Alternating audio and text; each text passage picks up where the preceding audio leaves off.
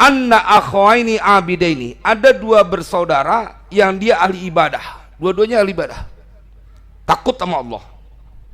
Kana fi jabalin, keduanya tinggal di gunung. Jadi orang gunung nih, tinggal di sebuah kampung itu yang dia berada di pegunungan. Dua-duanya tinggal di situ, ahli ibadah dua-duanya.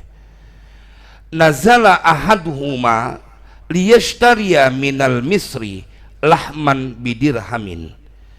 Turun salah seorang dari keduanya untuk membeli salah seorang dari keduanya minal misri, dari kota, lahman, akan sebuah daging, sepotong daging, bidirhamin, dengan uang 1 dirham. Jadi kayak digilir gitu. Ini giliran dia buat beli, menuin rumah apa urusan buat makan. Dia kemudian satu orang diutus bawa duit 1 dirham buat beli daging. Fara'a bagian indal lahami. Nah, ada kejadian begitu dia sudah sampai di tukang daging, dia melihat seorang wanita penghibur, bagian aizaniyah, wanita penghibur di tukang dagang itu. Mungkin itu salah satu strategi dari tukang dagingnya. Dia taruh yang dagang di situ, ada wanita yang cakep yang dia tujuannya menghibur. Dia pikat kayak orang ke warung ngopi. Kalau kirian warung kopi yang jagain rada cakep kan rada ramean tuh, dibanding yang dagang kopi aki-aki. Emang ada daya tarik tersendiri gitu. Kita ngopi sono aja. Emang apa? Itu masa idahnya baru habis tuh. Masa idahnya baru habis. Orangnya cakep. Nah, ini dia ketemu, dia beli daging, pedagangnya itu di sampingnya ada wanita yang penghibur. Faramakoha, maka kemudian dia memperhatikan itu perempuan, biaini, ditegesin. Itu naluri laki-laki deh. Wa asyakoha, dan dia menikmati itu. Kan kalau an-nazratul ula laka wa an-nazratul tsani wa an-nazratul tsaniya alaika, pandangan pertama itu untukmu, pahala tuh, apa namanya, karunia, berkah. Ada cewek cakep ngelebat gitu, kita ngelihat itu berkah buat ente. Tapi kalau kemudian ente delengin sampai ngikutin dia sampai nggak kelihatan, itu udah siksaan tuh, udah petaka itu. An-nazratul ula laka. Nah, dia kemudian asik memperhatikan. Wajtanabaha, dan kemudian dia ini orang tertariklah kepada ini orang.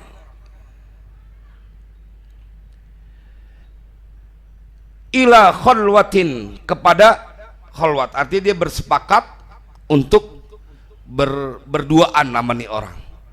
Wa waqaha, dan kemudian dia waqaha, dia terpengaruh, dia terjebak kepada perbuatan yang diharamkan, karena dia mendapatkan ghadaba alaihi syaitan hatta ittafaqa wa iyyaha fa'atat bihi ila manziliha fakhtala ma'ha. Nah, dia kemudian kalah dalam godaan setan, ahli ibadah.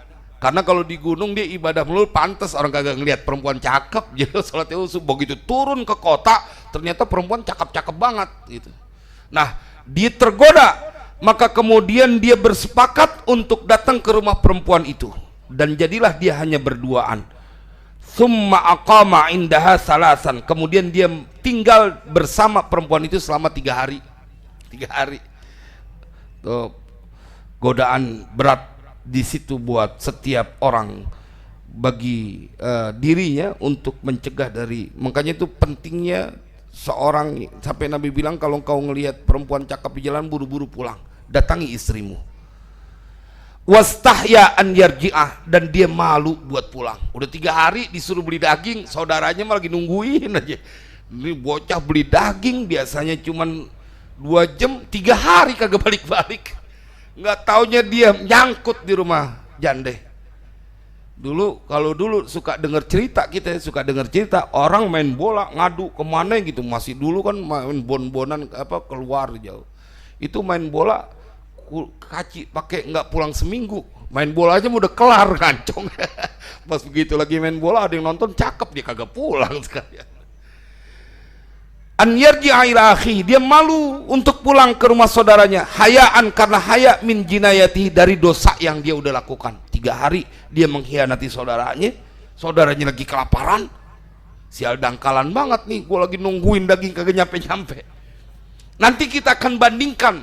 Lalu bandingkan kesalahan saudaramu yang saat ini sedang kau musuhi dengan kekecewaan dan kesengajaan nih orang kepada saudaranya. Begitu dia malu nggak mau pulang-pulang, udah 3 hari, apa yang terjadi?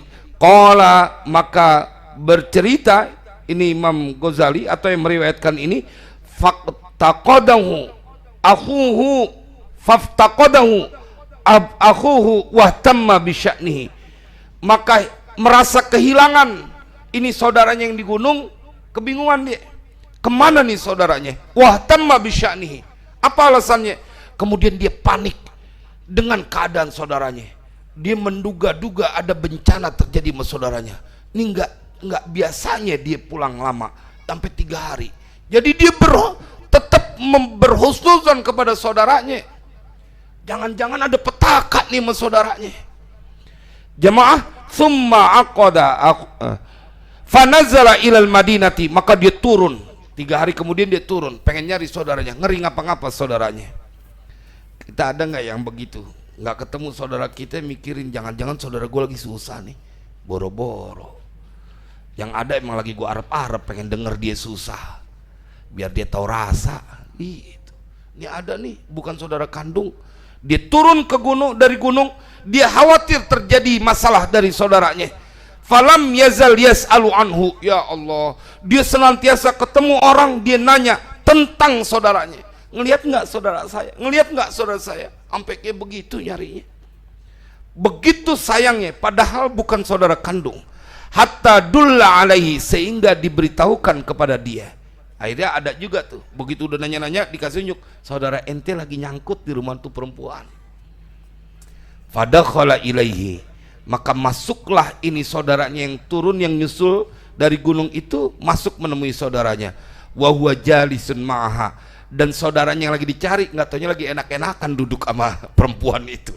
Kalau kata bahasa dulu, nyerabit banget nih orang. Gua lagi dungsak-dungsak nyari, dia lagi enak kongkoh sama perempuan. Wa huwa jalisun ma'aha. Apa yang terjadi? Marah dia. Apa yang dilakukan oleh dia? Fa'tanaqahu, maka dia segera memeluk itu saudaranya, dipeluk. Wa ja'ala yuqabbiluhu wa yaltazimuhu, dan dia kemudian mengecupi kening dari itu saudaranya. Dia peluk, diciumin keningnya, saking rindunya sama saudaranya. Padahal habis dikhianatin ya akhi. Dia kelaparan 3 hari, duitnya dikirim buat sama saudaranya buat beli daging. Kan kudunya dia bawa golok tuh. Sial banget lu, gua lagi nungguin lu lagi asik-asikan di sini. Ada bambu-bambu dibuatnya rampang. Saking dia sewotnya. Tapi nih malam kita diajarkan tentang pesona cinta dari orang yang bersaudara dan seharusnya ada pada diri kita. Dia bikin salah, pantasnya kan dia kecewa. Ini yang selalu kita jadikan dalil, dia yang salah Ustadz, pantas saya marah. Ustadz nggak tahu sih cerita asalnya, Ustadz nggak tahu kedudukan yang sebenarnya. Nih malam ini ada orang yang benar-benar dikhianati oleh saudaranya. Begitu ketemu dan dia lagi asik-asikan sama perempuan, dia peluk saudaranya, dia ciumin, dan dia selalu melakukan itu. Wa ankarol akharu annahu ya'rifu qat li fartistihya'ihi minhu. Udah dia peluk, udah dia rangkul, masih lagi dia mendapatkan kekecewaan. Kenapa? Kata Imam Ghazali dalam kitab ini, saudaranya tidak mengakui bahwa dia kenal sama orang itu. Dia bilang bahwa dia ingkar dari mengenal itu orang. Siapa nih orang? Kayak kalau kita visualisasikan jorok, ente siapa ente? Lagi main nyikep-nyikep aja, main ngecup-ngecup aja. Kenapa? Karena dia juga li farotistihya'ihi minhu, karena begitu besar malunya dia ini orang kepada saudaranya yang nyusulin. Jadi dia juga dalam memelihara malu dia. Bukan karena marah, dia malu, saya telah mengkhianati, saya telah melupakan perhatian saya kepada saudaranya. Tetapi apa kemudian?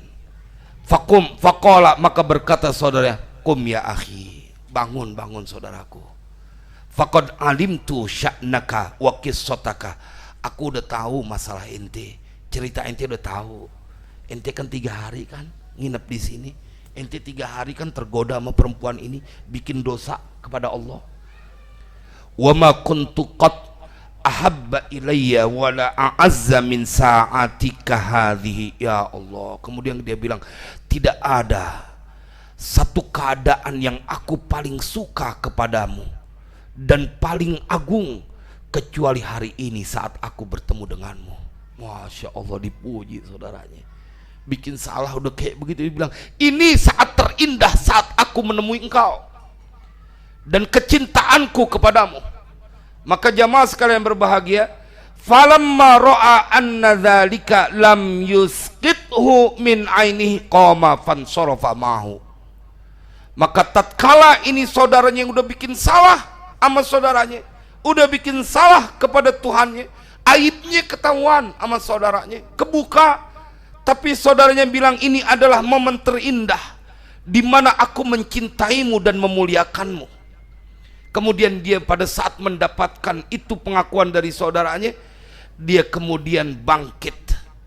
Falamma ra'a, maka tatkala melihat siapa saudaranya yang tadi 3 hari nggak pulang, bahwasanya perbuatan dia tidak menjatuhkan dia di hadapan mata saudaranya, dia bangun, qoma fansarafa ma'ahu, maka dia berjalan bersama saudaranya. Nih lihat saudara ente, ketika dia punya salah, kemudian ente maafkan dan ente bilang, oh deh bang, yang namanya orang sih punya salah biasa, yang penting kita sekarang ke depannya kita nggak ulangin lagi. Dia tetap memberikan sebuah kalimat yang menghibur dari saudaranya, maka apa yang akan terjadi? Secara otomatis orang itu akan bangkit lagi. Tapi kalau ente salahin dulu dan ente lupakan tentang kebaikannya, malam ini kita dibuat malu tentang ada seorang yang tidak tampak kesalahan saudaranya karena pandangannya telah dipenuhi dengan cinta.